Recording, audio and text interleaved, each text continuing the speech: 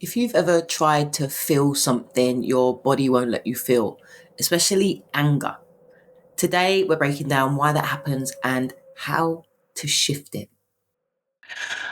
Okay, hey, this is Francisca, and this is my mid-crisis life, and today is Monday Mindset. So, where did we leave off yesterday? Yesterday, I was talking about being really angry, and I was talking about this kind of juxtaposition that I find myself in, this kind of, I guess, in some ways, cognitive dissonance that I have between, like, oh, I want to be really angry because I know I need to in order to express my emotions, but also I've kind of like conditioned myself out of having those like reactive, heightened emotions. And I wanted to think about whether or not there was a way that I can experience this emotion and not be in it, but it be like a choice rather than a reaction. So I thought today it would be really helpful just to explain kind of where those reactive type of emotions come from, how sometimes they can feel a little bit uncontrollable, and how we can maybe get to a point where we can still go through the motions, not as an intellectual pursuit, but as like still a physiological, a visceral, a somatic experience, because that's the most important thing that gets you to a point where you can be neutral no matter what it is that you're experiencing. Okay. So I'm going to talk a lot about a very complex subject, and I'm not going to talk about everything because it's just way too much to cover in a, 5 to 6 minute long video. But I'm going to talk about the main things. Okay, so this is where I stand on these things. Everybody has experienced trauma. Trauma is this word that's kind of bandied around, and people associate it with like these big traumatic, catastrophic things that happen, right? So everybody's experienced trauma, and for everybody, there is some kind of trauma that lives inside the body, because that is where trauma lives. We either feel safe or we don't feel safe. We either feel safe or we feel like there's a threat, basically. So trauma can be anything as extreme as, growing up in a war-torn country where there's bombs dropping on your head all the time, or having, serious and pervasive abuse in your household that you have to deal with all the time. Or it can be something as, relatively normal as, I don't know, being left behind at the supermarket, or being lost in one of the aisles because your parents can't find you, or being pushed off the swings, or being left behind by your friends or by your bigger cousins. That happened to me a lot when I was little. But like, so it doesn't have to be, there's a whole spectrum essentially, yeah, of what trauma is. But these things happen to us, and because we're children, I mean, obviously with the obvious catastrophic trauma, but even the smaller things, because we're children, we have no context. We have no context of the wider world and what is happening. You don't know that there's a war going on outside of you. You just know that you're in fear at this moment in time. And because we don't, and we can't contextualize it, it's very easy as children to kind of just blame ourselves because our understanding of the world is so subjective. So these things must be happening to me because of something that I did, right? And we make this decision about then who we need to be in order for these things not to happen. And then we forget that we've ever made the decision, and then we live as though it's true, right? So we forget that we've ever made this decision. But the thing is that the body doesn't forget, right? And the thing that we need to understand about our body is that we have something called the autonomic nervous system. So what this is it's the system in your body that works automatically. So it's the thing that gets all of your organs to work. It's the thing that allows your heart to continue beating without you thinking about it. The thing that allows you to keep breathing unless you focus on it and decide to change how you're breathing. It's the thing that's happening consistently in the background that our conscious mind has absolutely no control or thought over. And it's a good job, because actually if we had to focus on like digesting, if we had to focus on breathing, if we had to focus on moving our limbs like when we wanted to, then it would take up pretty much all of our time and we wouldn't really have any kind of quality of life, right? So your autonomic nervous system is the thing that automatically, yes, controls all of your organs and all of your bodily functions, so you don't have to think about it. But what it also does is it also places your body into different states of arousal, depending on what we perceive is happening around us. So we have either the parasympathetic state or we have the sympathetic state. So these are the two states that your nervous system can be in.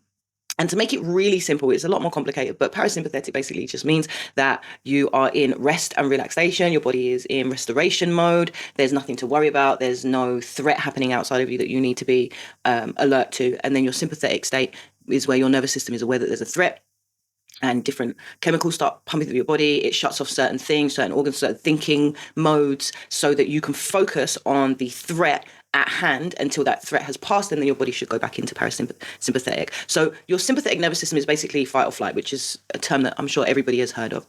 But with that, your parasympathetic nervous system can be in two different states. So even if there is a threat and you don't want to run or you don't want to fight, you can also freeze and you can also fawn, right? So you can try to appease the thing, the threat, the person that's attacking you, whatever it might be, right? And it's important to understand that these reactions are completely automatic. So we may think that if we're, about to be robbed, that we would fight our way out of it and become a hero and start, Spider-Man in it up or whatever, right? But the truth is that once you're in that situation, your body takes over and your autonomic nervous system takes over and puts you in either one of those states, right? So when you're in a sympathetic nervous system state, your body does certain things, right? So it shuts down your brain in its ability to kind of like think outside the box. Like, you're not going to be thinking about, I don't know, creative expression, writing novels, or that piece of artwork that you saw recently, or that song, or whatever else. Like, it's focused completely on getting you out of that situation. In a lot of ways, you can't even really strategize. So you can't think about something at the level of depth and breadth that you need to in order to be able to really formulate a plan. It's more about, like, the strategy is just reacting, right? It shuts down your salivary glands, because this is not a time to be eating. This is a time to be running. This is a time to be hiding. This is a time to be taking some action, right? It shuts down your inner ear, like the middle part of your ear, so that it tunes your ear to certain sounds so that you can hear threat, right?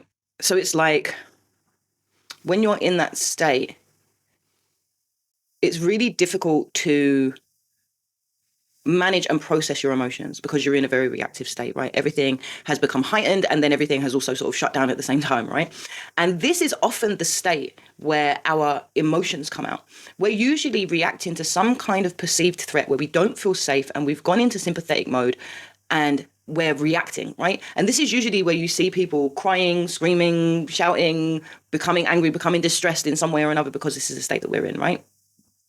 So it made me think about this, and it made me think about how actually it's difficult for me now to put myself into that state of reactive panic, or like heightened, protection, right? Where I'm in that protection mode, where I need to react, where I need to do something extreme to get myself out of that situation. Because actually what I've done over the last 5 or 6 years is I have removed all of the past trauma from my life, so that my body isn't on high alert for situations and things that seem the same, that maybe are different, but they seem the same. It seems the same threat, and then I'm reacting to it in the same way. I've kind of got all of that out of my body. So I was thinking about, how is it I put myself into that state to be angry for long enough to get this last thing out of my body, to sever this last tie, this last cord that I have to my mum, right?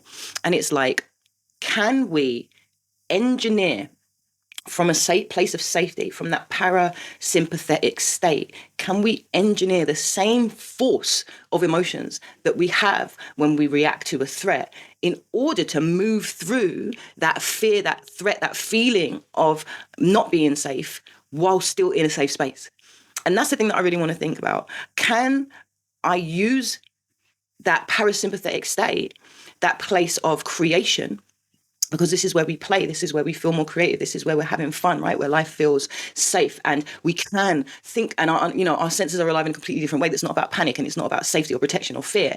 Like, so is it possible to find that anger as a piece of creation out of that parasympathetic state? So join me on Thursday for Chrysalis Tools, because I want to do a practice that is going to help us to do exactly that, to find a place of safety and use our minds and our visualization and the creativity that naturally comes from that place, to then move into something that feels more like a response, a choice, than a reaction. Okay. For now, that's it. If your anger has ever scared you, or if the absence of anger feels even scarier, tell me one thing you learned about your nervous system today. Your insight might just click something into place for someone else.